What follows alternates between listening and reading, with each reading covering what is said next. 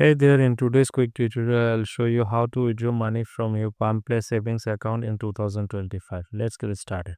First, log into the Palmpay app and select Wallet from the home screen. If you have not added your bank account, tap Add Bank Account and enter your bank details.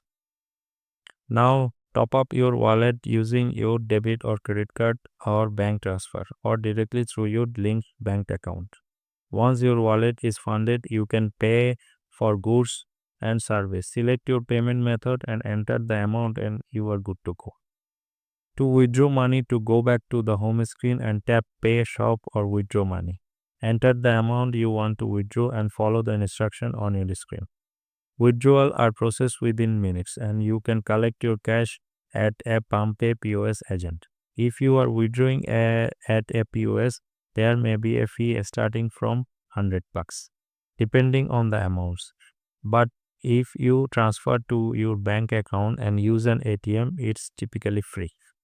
Always check the app for the latest withdrawal fees since they might changes over time. That's it for today. I hope this guide will help you to withdraw your money seamlessly using Palmpay. Don't forget to like, share and subscribe for more tech solution. See you in the next one.